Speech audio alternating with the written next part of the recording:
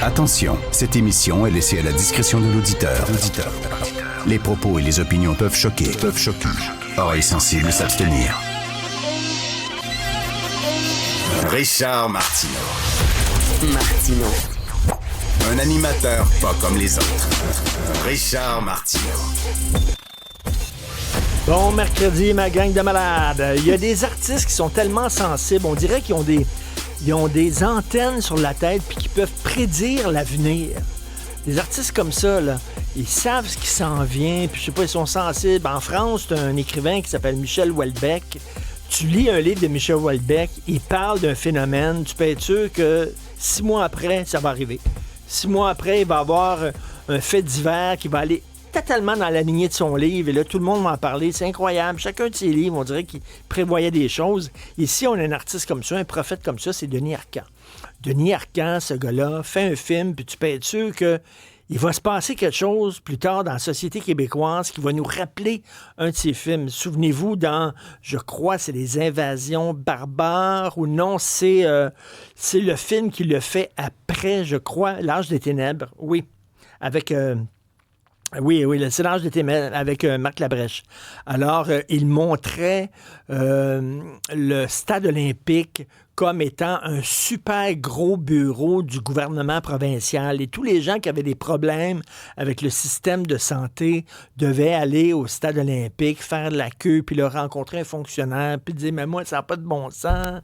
Mon père dans un CHSLD, puis tout ça. » Puis bon, ils voulaient montrer l'inhumanité, la froideur, le manque de compassion de notre bureaucratie.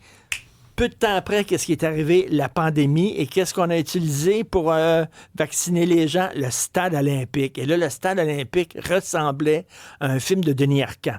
Dans son dernier film, Denis Arcand, Testament, son dernier film, qui est très bon, il y a toute une histoire qui tourne autour d'une fresque montrant des Autochtones en train de quasiment se mettre à genoux devant les Blancs qui arrivent en Nouvelle-France, OK? On découvre une fresque comme ça en faisant des travaux dans une RPA. Et là, la chicane pogne. Est-ce qu'on devrait la garder, la fresque, ou l'enlever? Est-ce que si on l'enlève, on est woke? Si on la garde, est-ce qu'on est insultant envers les peuples autochtones? Ben, Christy, il a vu l'avenir. Ça vient d'arriver à Québec. Le maire Bruno Marchand, dans une des salles de l'Hôtel de Ville de Québec, recevait des porte-paroles de la communauté Huron-Wendat. Puis il y avait une fresque qui montre des Autochtones à genoux devant Champlain qui arrive, Champlain en conquérant, puis les Autochtones à genoux devant lui. Le maire Marchand a décidé de mettre comme un drap sur la fresque pour ne pas offusquer les Autochtones qui sont arrivés. Puis là, il y a des gens qui disent « ça n'a pas de bon sens, censure, woke, puis tout ça ». Mais tu sais, tu reçois une délégation d'Autochtones, puis sa fresque, c'est des Autochtones à genoux devant le conquérant français. Tu sais, vraiment, vous laisseriez ça, vous autres, là, comme ça, sans aucun problème, là, tu sais? Mettons, là, il y a une fresque là, qui montre, je sais pas, moi, des Noirs à genoux devant des Blancs. C'était là. Ça a été fait à l'époque, en 1700 quelque chose, je sais pas, là. Puis là, tu reçois une délégation de Noirs, puis derrière toi, de cette fresque-là, on la voit. Tu sais, je pense que c'est sûr, tu sais, tout le monde, il y a beaucoup de gens qui se sont offusqués, moi le premier, entre autres, non, moi le deuxième, ma blonde la première, sur l'hôtel de ville de Montréal qui montrait, il y avait un dessin qui montrait des Montréalais, puis il y avait 2 hommes avec des casquettes, puis une femme qui était voilée. La seule femme qu'on montrait pour représenter les Montréalaises, c'était une femme voilée. Il y a des gens qui ont dit, bon, on devrait l'enlever. Puis tu sais, tout le monde dit, voyons non, ça ne représente pas. Ben justement, les Autochtones, eux autres, arriver dans la salle, rencontrer le maire de Québec, puis de voir derrière une fresque avec des Autochtones à genoux devant le conquérant Champlain. Pas sûr, tu sais. Ça a l'air simple, ces histoires-là. Là. Tu sais, des fois, on part en peur pour dire « Moi, c'était écœurant, il n'aurait pas dû faire ça, c'est de la censure. » C'est compliqué, ces histoires-là. Donc, tout ça pour dire que Denis Arcand avait tout prévu. Si vous n'avez pas vu Testament, c'est vraiment à voir, c'est un super film. Les clowns. Bon, les clowns. Parlons de création.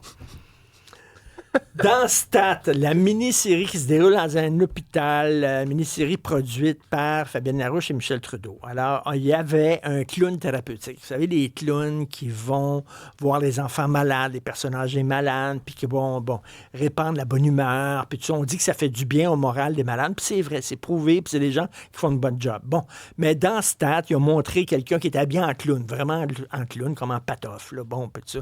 Puis on ridiculisait un peu les clowns thérapeutiques. Et il y a une dame qui s'occupe des clowns thérapeutiques du Saguenay, la directrice générale de clown thérapeutique Saguenay, qui était vraiment en maudit. En maudit. Elle n'attendait pas à rire, mettons. Elle dit, moi, je suis pas bien en clown de pied en cap là, quand je vais voir des patients dans les hôpitaux. Là. J'ai un nez de clown, mais je suis bien en médecin. Voyons donc, ça n'a pas de Christy de bon sens, puis tout ça. Alors bon, Sophie, tantôt, vient de la recevoir à son émission. Et la dame n'était pas contente parce qu'elle a dit, ben là, ça rit de toutes les clowns. Et là, Sophie lui a dit, moi, peut-être, là, c'est un personnage qui commence à arriver. Là, peut-être qu'on va apprendre que le personnage il est gentil, puis tout ça, puis peut-être c'est un bon clown thérapeutique, puis toute l'affaire. Puis elle a dit, non, le mal est fait. Le mal est fait. Comme si, là, pour toutes les clowns thérapeutiques du monde, là, c'était tout fini, là, ils n'auront plus de contrat, c'était terminé, parce que dans un épisode de Stat, on a montré un clown thérapeutique qui était ridicule. OK, là, je vais rien que faire un petit aparté sur la création. Quand dans la création, tu as un personnage, je sais pas, mettons, un noir bandit ou une femme ridicule, tu dis pas tous les noirs sont des bandits, toutes les femmes sont ridicules, c'est ton personnage. C'est ton personnage. 1971, Sam Peckinpah, très grand réalisateur américain, fait un film avec Dustin Hoffman qui s'appelle Straw Dogs, Les Chiens de paille, un film hyper violent, un petit mathématicien paisible, pacifique, qui devient une machine à tuer lorsque sa femme, sa famille, sa maison sont menacées par une bande de crapules. Alors voilà, et à un moment donné, il y a un personnage dans ce film-là qui est la blonde de Dustin Hoffman, qui rencontre son ancien chum. Elle a un béguin encore pour lui, mais pas. En même temps, elle vient de se marier. Comme un peu déchirée. Et là, le gars saute dessus. Il dit, mais il fait des mamots. Ah ouais, donc, baise. Ah ouais, donc. Elle dit, non, on n'est plus ensemble, je suis marié. Ah ouais, donc, baise. Puis là, il est rough avec elle, puis tout ça. Puis il jette sur elle, puis il commence à la baiser, puis elle veut pas, non. Puis après ça, oui, puis elle joue. Bon. Alors, à l'époque, c'était épouvantable. Les gens ont dit, les groupes féministes ont dit, ça n'a pas de sens. Il est en train de dire que toutes les femmes veulent se faire violer, puis toutes les femmes aiment ça se faire agresser. Et Peckinpah disait, non, c'est ce personnage-là. Il y a d'autres femmes dans mon film, c'est ce personnage-là. Ce personnage-là est complexe, est déchiré, et vraiment, il dit, c'est pas des femmes. C'est un personnage, comme le mathématicien qui devient une bête là, et qui devient hyper violent pour protéger ça. C'est pas, il parlait pas des mathématiciens dans le monde entier. Ce personnage-là est un mathématicien. Quand tu es un créateur, tu n'as pas la responsabilité du monde sur le dos. Tu as des personnages, et les personnages ne représentent qu'eux-mêmes. Ce ne sont pas des spécimens pour une espèce en entier. Alors voilà, tout ce que j'ai à dire à cette dame-là, c'est que c'était pas vraiment un propos sur toutes les clowns thérapeutiques du monde. C'était ce personnage-là qui était un clown thérapeutique ridicule. Est-ce qu'on peut faire la différence entre un personnage et les personnages? Une femme et les femmes, un clown et les clowns. Alors voilà, c'était ma sortie. Et en terminant très rapidement, Jean-Philippe, je veux... aujourd'hui, dans ma chronique, je parle d'un immigrant, un Canadien d'origine iranienne, qui a décidé de parler aux immigrants en disant, là, je suis écœuré que vous enfonciez votre religion dans la gorge des gens.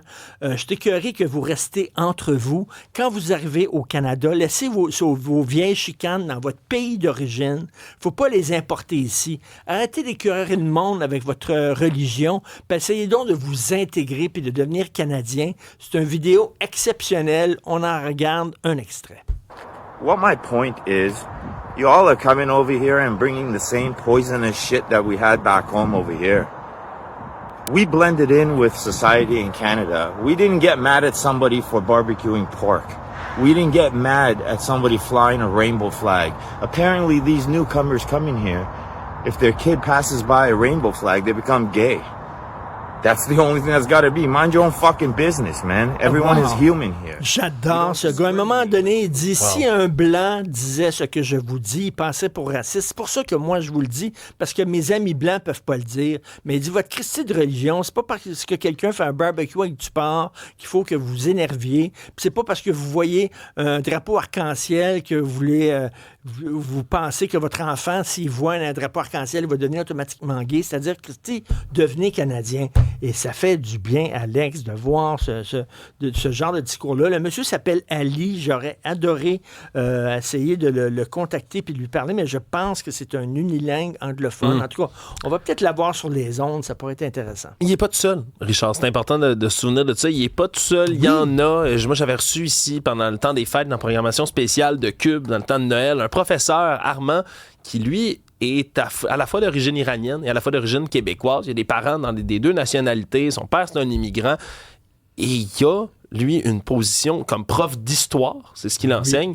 Il dit, moi, dans mes classes, je trouve ça épouvantable. J'essaie d'avoir le plus de discours possible, de discussions avec des gens d'une communauté à laquelle j'appartiens un peu. Parce qu'il dit, si on le dénonce pas, si personne le dit, mais justement, n'importe quel Québécois de souche, je demande gros guillemets, qui dit ça, va se faire traiter de raciste. Ils peuvent pas le dire, donc eux autres le disent. Puis je trouve ça beau, parce que c'est ce que ça prend. C'est ce que ça prend pour le vivre ensemble. Ça prend des gens qui, entre eux, ça remonte un peu, là. Tu sais, hey, c'est assez. Là. Oui, c'est assez. Parlez-vous. C'est ça, exactement. Puis arrêtez de rester dans un petit ghetto et tout ça. Ben écoute, je vais peut-être retrouver, ton entrevue que tu as faite et je vais écouter ça.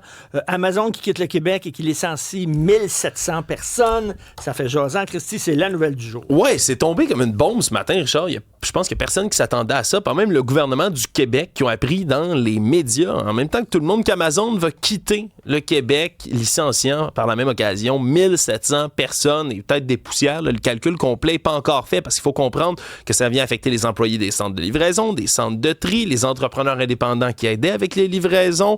Et là, on parle même pas des gens qui sont contractuels, par exemple, qui travaillent avec Amazon, qui vont eux aussi perdre leurs emplois. Là, c'est au minimum 1700 personnes qui perdent leur emploi. 7 centres de distribution qui étaient au Québec qui vont fermer leurs portes graduellement au cours des prochains mois. Et là, du côté d'Amazon, attention, je cite Amazon, on dit que ça n'a rien à voir avec le fait que les entrepôts québécois sont les seuls à être syndiqués au pays. Rien à voir avec ça, bien sûr. C'était-tu Walmart, Oui, Stéphanie? c'était Walmart, à Jonquière. À Jonquière, qui avait même pas eu le temps d'ouvrir. Non, c'était 999. Ils ont fermé avant d'ouvrir. Exactement. Parce que les employés avaient décidé de se syndiquer, voulaient se syndiquer. Fait qu'ils ont dit, vous voulez vous syndiquer? On n'ouvre même pas. On n'ouvre même pas. Ce n'est pas une décision qui a été prise à la légère. Il s'agit seulement d'une révision récente de nos opérations au Québec. C'est ce qu'Amazon dit. Le seul endroit où ça se syndique. Bref, je vous laisse y réfléchir de ce côté-là. On va en parler un peu plus tard avec un chef syndical. Mais dans tous les cas, c'est une bombe qui est tombée ce matin dans le milieu de l'emploi du Québec, mais aussi dans le milieu politique. Parce que François Legault et ses ministres, on le sait, en ce moment, sont en rencontre, en caucus. Et lors de son arrivée ce matin, il se fait poser des questions, M. Legault, qui venait de l'apprendre en même temps que tout le monde. Il a manqué un peu, il semblait manquer un petit peu de compassion. Ouais. C'est gênant. C'est ce qu'on lui a reproché beaucoup, là. Parce que ce matin. Il a fait un point de presse après, puis il s'est réchappé, là, il s'est repris. Mais oui, exact. Mais ce matin, alors qu'on le confronte à chaud, comme c'est souvent le cas, là, les journalistes vont poser des questions dans les corridors. Monsieur Legault, là. Et là, on entend un journaliste. Que pensez-vous de ces 1700 emplois perdus? On va écouter justement la réaction de M. Legault à cette question. Le Canadien a encore gagné. Oui, ça, je sais, mais je n'ai pas bu d'orange ce matin. Pas de jus d'orange. Bon. Avec un sourire, il avait l'air content de son coup. Là. Il manquait, on dirait qu'il manquait drôle. Oui, il se trouvait drôle. Mais c'est pas la première fois que François Legault répond comme ça à des questions des journalistes en s'improvisant une blague ou une réflexion sur la victoire du Canadien de Montréal. Et bien que je pense que nous sommes tous très heureux des performances récentes de nos glorieux, ça n'avait pas vraiment rapport avec les licenciements d'Amazon, ni même sa réponse sur le jus d'orange qui était en lien avec les tarifs américains qui sont à venir. Bref, ça a été dénoncé pas mal par les oppositions, par tout le monde dans le système politique aujourd'hui, par les syndicats, par les gens qui sont près aussi des employés d'Amazon, comme c'est un manque de délicatesse et de sensibilité du premier ministre. Je sais pas ce que vous en pensez. Monsieur Legault est son pire ennemi. Ça arrive souvent qu'il se met le pied dans la bouche. Rapidement, écoute, on va peut-être en parler un peu plus tard avec Francis Gosselin.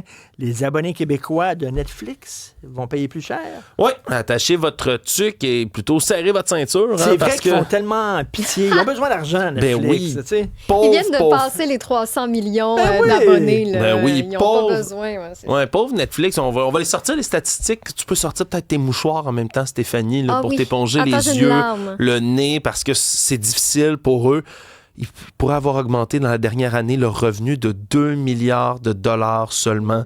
C'est seulement 16% de hausse de revenus entre une année à l'autre. C'est seulement, comme tu le disais, 18,9 nouveaux millions de membres dans la dernière année qui se sont ajoutés du côté de Netflix, mais service de base va augmenter 2 $. Puis quand je dis 2 $, c'est le service de base là, avec les Avec annonces. les publicités, oui, 7, exact. 7,99 maintenant par mois. Et là, on va monter sans les annonces publicitaires de 2,50, 18,99 par mois. Oh, vous voulez le plan premium? 23,99 par mois. Alors, quand on est Netflix, ça a l'air que quand on mange, ben, on en veut encore plus. On en veut encore plus. L'appétit Voilà. vient en mangeant. Ah, c'est Ils n'ont super jamais fait beau, autant ça. d'argent. Mais là, vous voulez en voir des belles séries réalisées par des grands réalisateurs avec des grosses vedettes. Ben, ça coûte cher produire ces séries-là.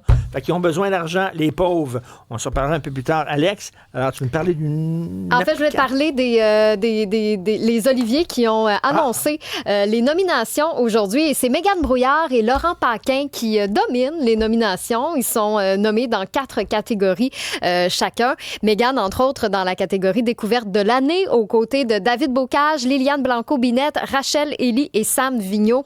Je dois dire que j'ai un petit parti pris pour Mégane Brouillard. Je ne sais pas si vous avez vu son premier One Woman Show, Chien dent. Moi, j'ai ri. Elle me fait rire, cette fille-là. Puis elle est jeune, mais son assurance sur scène, moi, ça m'a jeté à terre. Tu sais, quand même, d'arriver avec cette confiance-là. Puis, tu sais, elle maîtrisait là, son spectacle de A à Z, les bonnes intonations et tout, là, chapeau. Un premier pour, woman show, en oui. plus. Et écoute, il n'y avait pas eu une chicane aux Oliviers entre la relève puis la vieille garde, Pense-toi Boomer, ma gang tu de vieux trouves? schnock, tout ça, me semble. Il me semble qu'il y avait une tension un peu. Fait que là... Ben là, encore une fois, on Mégane Brouillard et Laurent Paquin Ben, c'est ça, qui dominent les nominations. On est là-dedans. Là. On salue justement autant la relève que la vieille garde avec Laurent Paquin. Ben oui, 100%. Laurent Paquin, lui, qui est en nomination, en fait, avec son one-man show Crocodile distrait. Mais il est aussi dans plein de catégories, mais entre autres pour spectacle d'humour de l'année, aux côtés de Marthe Laverdière.